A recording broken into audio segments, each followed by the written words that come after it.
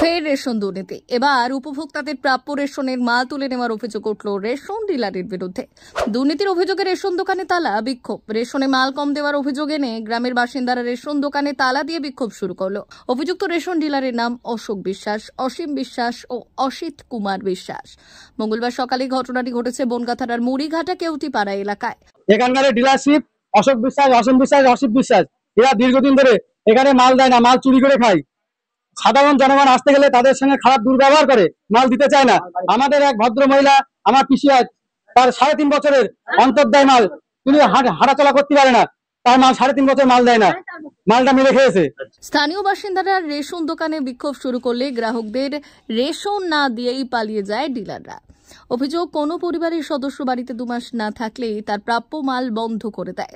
শাশুড়ির আজকে দীর্ঘদিন 4.5 বছর অন্তর্দায় মাল দেয় না, ওনার ফিঙ্গারপ্রিন্ট নাই, শুধু বলে যে এই ফিঙ্গারপ্রিন্টটা আমরা অফিসে পাঠাচ্ছি, ঠিক মতো হলেই তুমি মাল পেয়ে যাবা।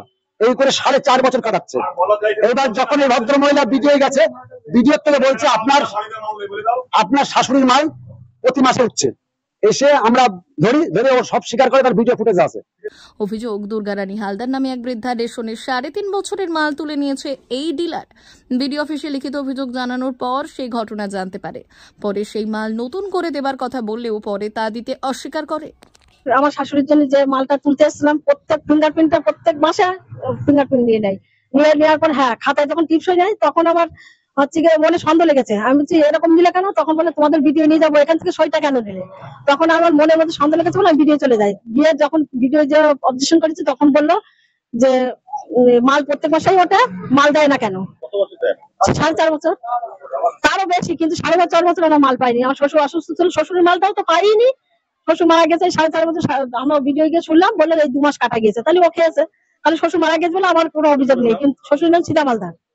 তালা দিয়েছি আমরা, আমাদের ঠিক মতো রেশন পাই না, রেশন দেয় না। আসলে ঘুম চুম বুঝিয়ে দেয়, আসলে বয়স্ক মানুষের টিপ নিয়ে নেয়, অথচ অন্তর্দায় কার্ড আছে, মালই দেয় না, বলে মাল আসেনি, রেশনে ভুল হয়েছে, হয়েছে নানান তাল সমস্যা দেখায়। আমরা তারপরে গ্রামের লোক সবাই মিলেমিশে আমরা ভিডিও গিয়েছিলাম। ভিডিওতে আমাদের অবজেকশন করার পরে আমরা বলেছি, বলার পরে আমরা ইচ্ছা তালা দিয়ে রেখেছি। আমি যেটুকু জানতে পেরেছি, গ্রাম প্রতিবেশীর মুখ থেকে আমি, যে অন্তর্দয় যোজনা একজনের নাম ছিল, তার যে প্রাপ্য 21 কিলো চাল এবং আটা, সেটা নাকি সে সঠিকভাবে পেত না কোনো মাসে। সেই অভিযোগে রেশন ডিলারের কাছে তারা অভিযোগটা জানায় গ্রাম প্রতিবেশী মিলে, এবং তারা, আমরা ছিলাম না সে সময়, আমরা 2 মেম্বার কেউ ছিলাম না, তারা গ্রাম একটা সালিশি সভা করে এই বিষয় নিয়ে। সালিশি সভায় আমাদের ডিলার, তিনি অশোক বিশ্বাস এবং অসিত বিশ্বাস এবং অসিত বিশ্বাস, 3 জনেই তারা তাদের ভুলের কথা স্বীকার করেছে। শুনছিলাম তাদের কাছ থেকে মিটিং এ যে হ্যাঁ ঠিক আছে, এবং তারা জরিমানা পাবো। তারা বলেছিল আমরা চাল যতটা দেওয়া হয়নি না, ততটা আমি ফেরত দিয়ে দেবো। সেই অনুযায়ী গত 7 তারিখ কথা ছিল তাদের জরিমানা বাবদ সেই চালটা ফেরত দেওয়ার কথা, কিন্তু 7 তারিখে সেই চালটা তারা আনতে গেলে ডিলার বলে যে না, আমরা কিছু দিতে পারবো না, আমরা অনলাইন করিনি, আমরা মালটা দিয়ে দিয়েছি। ব্যুরো রিপোর্ট, ভুবন গ্রাম সংবাদ।